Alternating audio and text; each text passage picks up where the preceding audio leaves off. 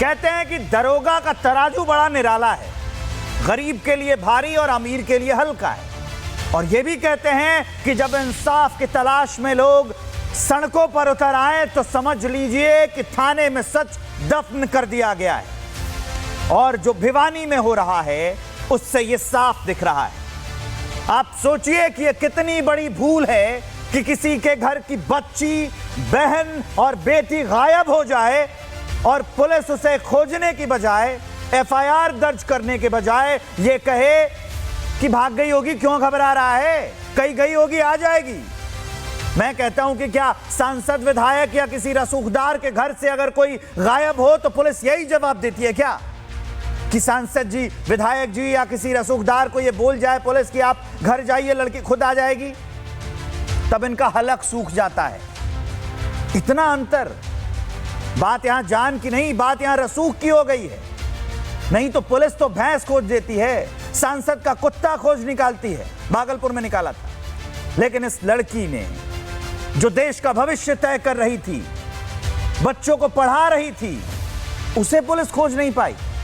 एक ही संविधान का पालन करते हुए पुलिस कर्मियों के क्रियान्वयन में इतना अंतर क्यों है?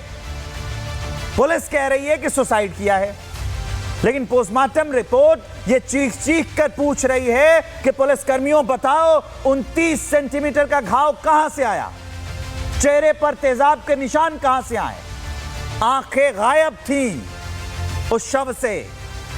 तो बताइए कि ये कैसी खुदकुशी है? क्या आत्महत्या करने से पहले, खुदकुशी करने से पहले कोई अपनी आंखें निकाल लेता है क्या दरोगा जी? अपने मुंह पर तेजाब छिड़क लेता है क्या सिपाही जी? वैसे भी मैं ये पूछ रहा हूं, और ये किससे पूछ रहा हूं, मुझे ये भी समझना चाहिए कि नशेड़ी पुलिस है ये। घर वाले साफ कह रहे हैं कि जब शिकायत करने गए थे तो पुलिस वालों ने पी रखी थी।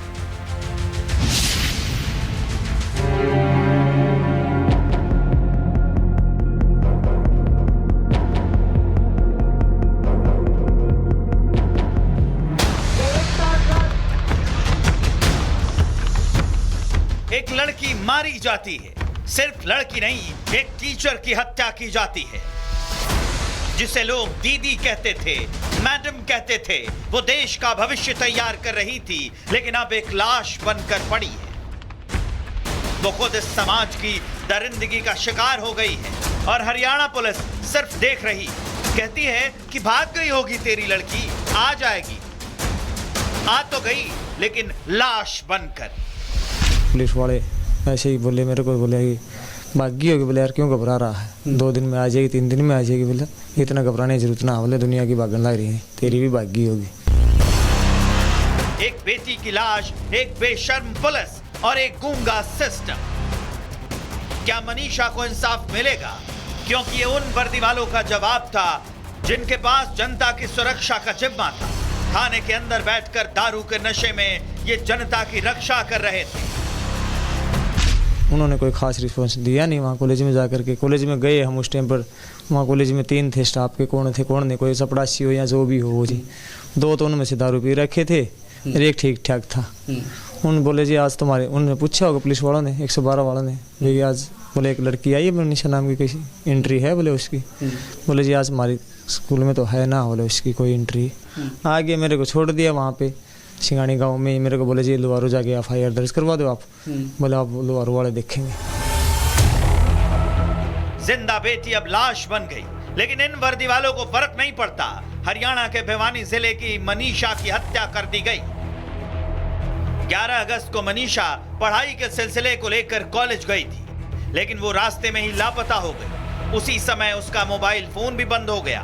जब परिजनों ने मनीषा की गुमशुदगी की शिकायत पुलिस को दी, तो पुलिस ने उसे खोजने की बजाय ये कहकर टाल दिया कि वो किसी के साथ भाग गई होगी और खुद ही लौट आएगी। और 13 अगस्त को उसका शव गांव सिंघानी के खेतों में बुरी हालत में पड़ा मिला। 11 तारीख को दोपहर 1:58 पर मनीषा इसी गेट से बाहर निकलती है और इसी स्कूल से महज 1 से 1.5 किलोमीटर की दूरी पर वो कॉलेज है जिस कॉलेज में वो एडमिशन लेना चाहती थी, मेडिकल की पढ़ाई करना चाहती थी। और उसी कॉलेज से महज 500 मीटर आगे जो मनीषा है उसका शव जंगलों में मिला, खेत में मिला, पास में नहर थी और सड़ी गली हालत में मिला। गर्दन धड़ से अलग थी, यानी कि किसी ने गला रेत कर मनीषा की हत्या कर दी। डॉक्टर बनना चाहती थी, 19 साल की उम्र में प्ले स्कूल में पढ़ा भी रही थी, अपनी कमाई से जो घर है वो चलाती थी, लेकिन सपना था डॉक्टर बनने का। हत्या के इस वारदात को जिस तरह अंजाम दिया गया, उसके बारे में सुनकर हर किसी की रूह कांप जा रही है। लाश का सिर धड़ से अलग था, लाश में दोनों आंखें गायब थी, भोजन और श्वास नली नहीं थी, स्किन, मसल्स, हड्डियां तक गायब थी। मनीषा का शव डिकम्पोज अवस्था में था। हत्या के बाद शव को खेतों में फेंका गया था। जानवरों ने शव को नोच नोच कर खाया। जिस जघन्यता से यह वारदात हुई, उससे साफ है कि हत्या की साजिश बेहद योजनाबद्ध तरीके से रची गई थी। ये वो नहर है जिसका पानी यहाँ से निकाला गया और इसी नहर के पास ही जो शव है वो मिला था। और आप देखेंगे तमाम जो सीनियर ऑफिसर्स हैं वो आगे इस पूरे मामले की जो जांच यहाँ पर संभवतः कर रहे हैं। ये देखिए, ये नहर है, पूरे तरीके से इसको पानी निकाला गया, लेकिन सबसे बड़ी बात कि जो मनीषा यहाँ पर कैसे पहुँची, ये सबसे बड़ा सवाल है। और उन्हीं सबूतों को खंगालने के लिए एक तरफ बड़ी संख्या में लोग प्रोटेस्ट कर रहे हैं। जो किलर्स हैं, हत्यारे हैं, जिसने मनीषा की हत्या की, उनको ढूंढे, उनको सज़ा हो, तमाम जो बातें हैं वो की जा रही हैं। दूसरी तरफ आप देखेंगे सर्च ऑपरेशन यहाँ पर संभवतः चलाया जा रहा है और आगे तमाम जो कड़ियाँ हैं उनको ढूंढने का जो काम है वो संभवतः यहाँ पर किया जा रहा है।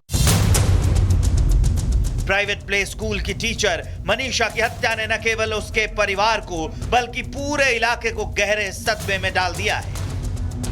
भिवानी में उबाल है, धरने पर बैठे हैं परिजन, कहते हैं जब तक इंसाफ नहीं मिलेगा मनीषा की लाश नहीं उठाएंगे। जिस तरीके से मनीषा के साथ बर्बरता हुई, उसको इंसाफ मिले, उसी की मांग यहाँ पर की जा रही है। और देखेंगे कि आसपास के गांव बोल लीजिए, जिले बोल लीजिए, हर कोई यहाँ पर इस प्रोटेस्ट का हिस्सा बनने के लिए यहाँ पर पहुँच रहा है और हर कोई सिर्फ एक ही मांग करता हुआ नजर आ रहा है कि आरोपियों को जल्द से जल्द इस पूरे मामले में पकड़ा जाए, जो गिरफ्तारी इस मामले में की जाए, फास्ट ट्रैक में ये मामला चले और फांसी की सजा। और उसी के तर्ज पर बड़ी संख्या में जो आंदोलन 14 तारीख से शुरू हुआ वो अभी तक जारी है।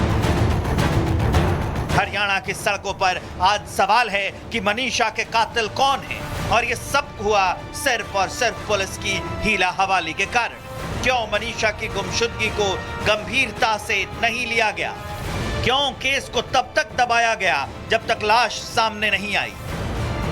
ये सवाल पूछना बहुत जरूरी है कि मनीषा को मारा गया या मनीषा को सिस्टम ने मरने दिया। देश ये पूछ रहा है कि क्या मनीषा को इंसाफ मिलेगा या ये केस भी एक पुलिसिया कहानी बनकर रिपोर्ट में दफन हो जाए।